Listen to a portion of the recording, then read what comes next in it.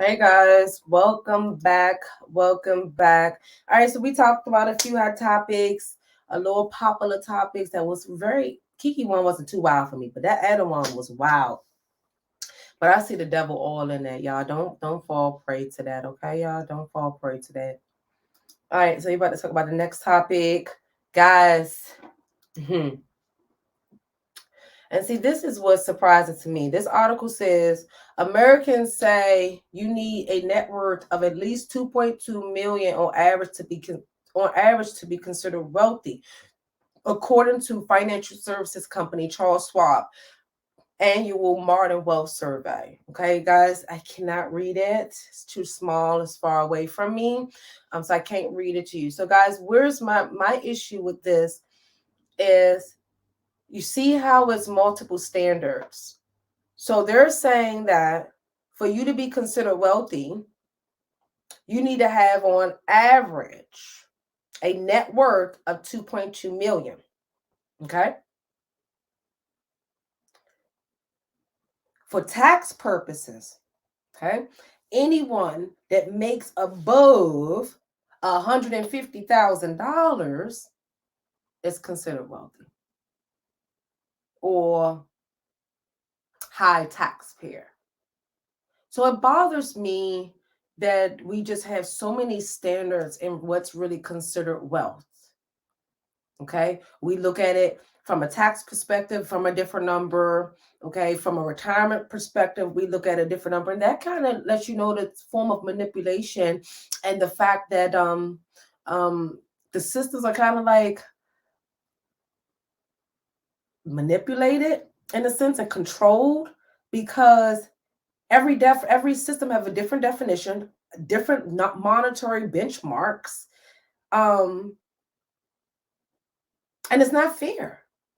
So if you need to have $2.2 million in net worth for you to be considered wealthy, why are people that make $200,000 paying just as much as somebody that make $400,000? There needs to be, for me personally, I just think that there needs to be a streamlined benchmark tax, and then it also needs to be verbally, and we all should be able to actually see it. Okay, based on the numbers, to achieve the American dream and buy a house of $350,000 and be able to pay it off in XYZ years, like we should have a standard. Not all of this manipulation. If you think about it, the stock market is manipulated, Bitcoin, digital currency is manipulated, real estate is manipulated. Think about it. Everything is in someone else's control in valuating it. For real estate, it is your appraiser. The stock market, it is us as the consumers and also in conjunction with the business financial statements.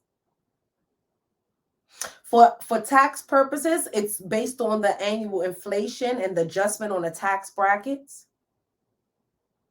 Why is there multiple variations in what's considered wealthy in this country? And why is people that making less than $250,000 paying more taxes than someone that's making more than $250,000? And that's simply because of that variations and all of these different standards and dollar amounts and all of that stuff. And I'm sick of it. I'm sick of it. And the reason why it's impactful is because let's just use this minimum wage thing, for example.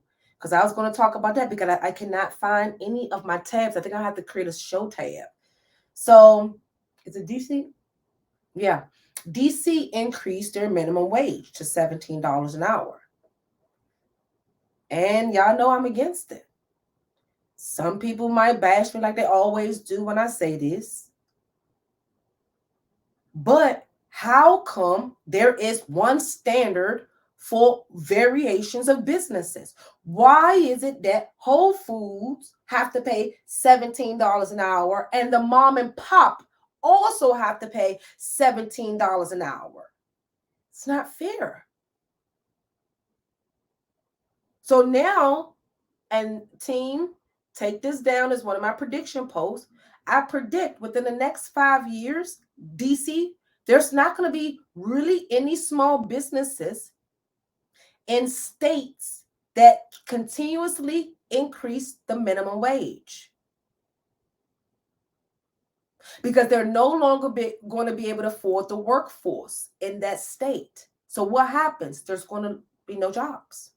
You're going to have to work for these big corporations, Walmart, Wendy's, or whatever else. It's not going to be the small pub or the small business anymore, because they're keep having, and see, this is where there should be variations for minimum wage, but not variations in our net worth and what's considered wealthy.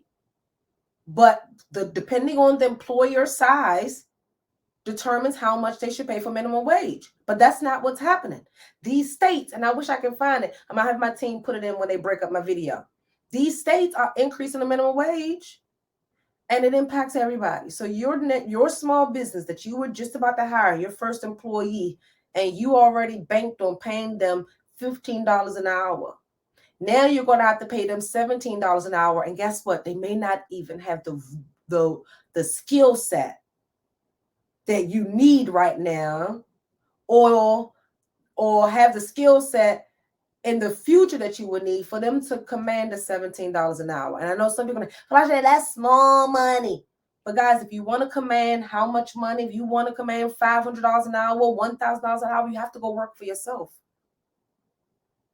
I'm sorry, you have to go work for yourself.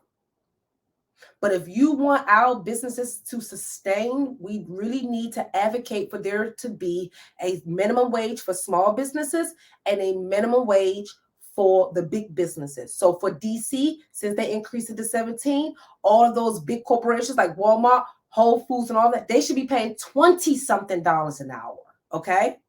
And then the mom and pops pay the 17. You see where I'm going? These big corporations, because they got billions of dollars, okay? Millions and billions of dollars. Why is a little $100,000 business paying the same minimum wage as $1 billion business? That don't make sense. But that's what's happening. Your state is increasing the minimum wage, and you as a small business owner, you're going to be paying the same wage as somebody that is a multi-billion-dollar company. So basically, after I consider all of that, and then also that $2.2 million in net worth, our system actually do need to reset. We need to reset this financial system.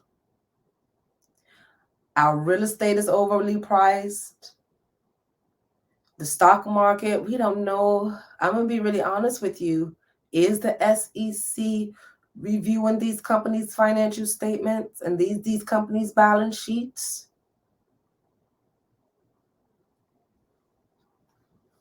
Remember Enron?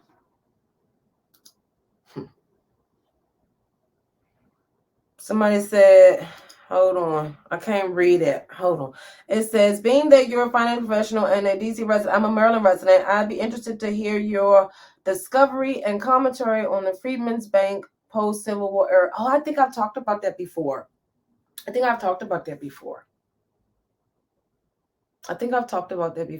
See, guys, I've been live streaming for like literally, how old is Brent? Brent is 11. I've been live streaming for like 8 years now. I think I'm at that point where the top was kind of getting kind of thin. I think I've already talked about that.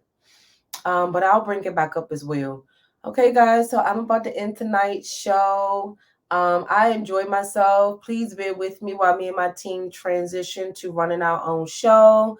If you guys want to see a clear picture of me, because it looked kind of blurry on Instagram for the first time ever, head over to my YouTube, which is Folasade TV, if you want to see my screen.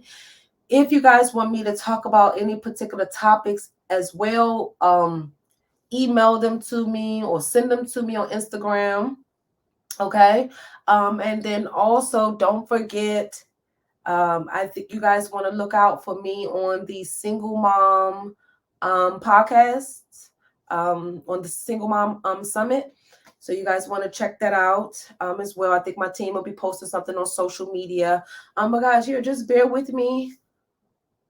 We're going to have some fun. We're going to have some good topics. We're going to talk about everything. We're going to tie accounting, money, and everything into this one big old show. And then I'll be coming live stream on YouTube and Instagram randomly. So it won't be scheduled. I'll still do my random live streams And then I'll do every Tuesday at 7 p.m.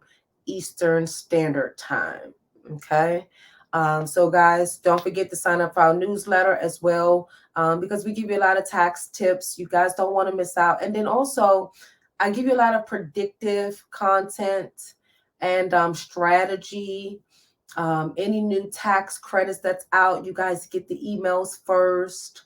Me and my team do a good job in really trying to be extremely informative. So you guys want to definitely subscribe to our newsletter and also subscribe to our YouTube channel, so we can blow this thing on up. And then eventually I'll get used to running this show, guys. It was a lot. See, like it's a camera right here. Look.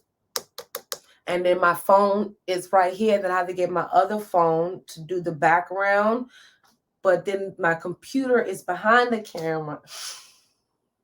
I didn't think I have the computer here. So your girl is an accountant, not an engineer or a technician or a computer person or videographer. So just bear with me, guys. But I love you guys so much. I enjoy talking with you guys. And I will, let me see what's next week's topic. Hold on. What is next week's topic? Okay. Well, next week's topic is kind of up in the air, but we might talk about continuing education credits and tax deductions for your continuing ed and things like that. Okay. So, guys, I love you guys. I will see you guys on Tuesday, 7 p.m.